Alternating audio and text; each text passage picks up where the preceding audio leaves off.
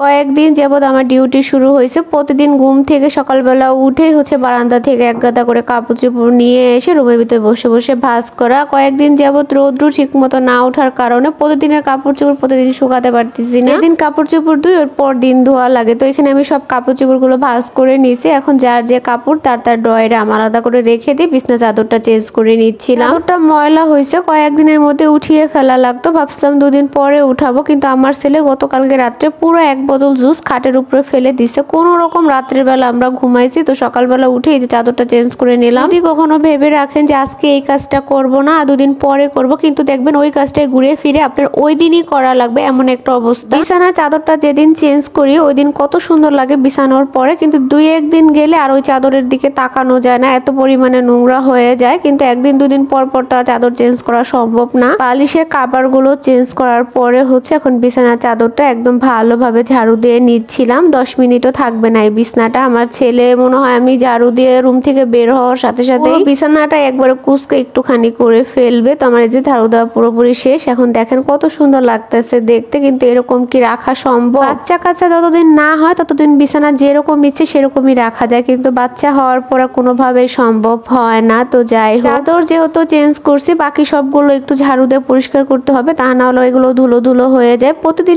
প্রতিদিনই মুছে ফেলি, তারপর অনেক ধুলো পড়ে। বিছানার চাদর আর বালিশের কাবার একটু আলাদা করে নিচ্ছি। বিছানার চাদরটা আজকে ধুবো না, আর বালিশের কাবার গুলো আর সাথে কিছু কাপড় চোপড় আছে ওইগুলো ভিজিয়ে দেবো, গোসলের সময় ধুয়ে ফেলবো। একসাথে এতগুলো কাপড় চোপড় ধুতে গেলে অনেকটা কষ্ট হয়ে যাবে, তো এগুলো ভিজিয়ে রেখে আমি রুমটা মুছে পরিষ্কার করে নিচ্ছি। এরপরে আমি কাপড় চোপড় গুলো ধুয়ে গোসল করে একদম বের হয়ে গেলাম। কাপড়গুলো এখন বারান্দায় রোদ দিয়ে দিব। এই কাপড়গুলো আর আজকে শুকাবে না, শুকাতে শুকাতে আগামীকালকে সকাল। এই শীতের দিন আসার পর থেকেই বারান্দায় ঠিক মতো রোদ্র থাকে না, এই জন্যই প্রতিদিনের কাপড় চোপড় প্রতিদিন ধুয়ে দেই। তো কাপড়গুলো রোদ দিয়ে রেখে আমি জোহরের নামাজটা পড়ে এখানে ডিম ভেজে নিচ্ছি। ছেলেকে এখন ভাত খাইয়ে দিব। সকালে ঠিক মতো নাস্তা করেনি, প্রচুর পরিমাণে ক্ষুধা লেগে গেছে। আমি যে জায়গায় যাচ্ছি আমার পিছে পিছে যাচ্ছে আর বলতেছে আমাকে ভাত খাইয়ে দাও, আমার ক্ষুধা লাগছে। তো ওরে আগে আমি ভাতটা খাইয়ে দিলাম। এখানে ডিম ভেজে আর ডাল দিয়ে ওর জন্য ভাতটা মাখিয়ে নিচ্ছি, ওরে খাইয়ে দিয়ে তারপরে আমি খেয়ে নিব। প্রতিদিন দুপুরবেলা দেখা যায় আগে আমি খাই তারপর ওরে খাইয়ে দেই, কিন্তু আজকে ওর খিদার পরিমাণটা বেশি লাগছে দেখে আগে ওরে খাইয়ে দিলাম। এরপর এই যে আমি খাবারটা খেয়ে নিচ্ছি। প্রথমে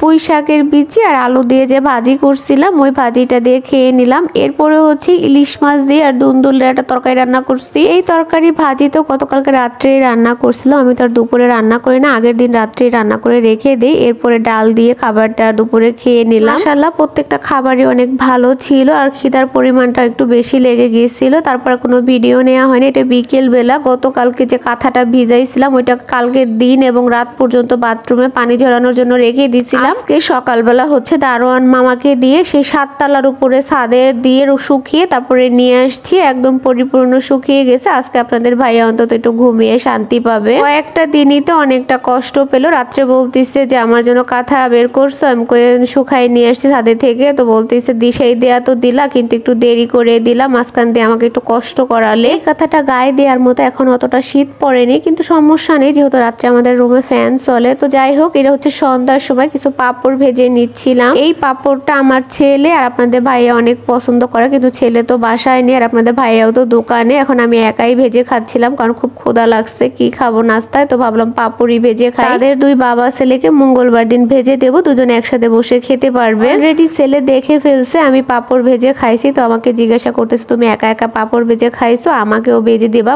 তো ওদের বললাম যে তোমারে আর তোমার বাবারে মঙ্গলবার দিন ভেজে দিব। বলছে ঠিক আছে। আমার কাছে শুধু পাপড়টা খেতে ভালো লাগে না, এই জন্য আমি উপর দিয়ে একটু হালকা চিনি ছিটিয়ে নিলাম। চিনিটা যদি জাল করে গালিয়ে তারপর উপর দিয়ে নিতাম শিরার মতো তাহলে একটু বেশি ভালো লাগতো, কিন্তু অতিরিক্ত মিষ্টি তো আমি খেতে পারবো না। এরপরে রাতের বেলায় আমাদের পাশের ফ্ল্যাটের মামানির মেয়ের জন্মদিন ছিল, তো ওইখান থেকে কেক কাটার পরে কেক আর মিষ্টি দিয়ে গেছে, সেইগুলোই আমি খাচ্ছিলাম। আমাকে আগে থেকেই বলে গেছিল, আবার অনেকবার ডাকাডাকি করছে, কিন্তু আমি যাইনি, ছেলেকে পাঠিয়ে দিছিলাম।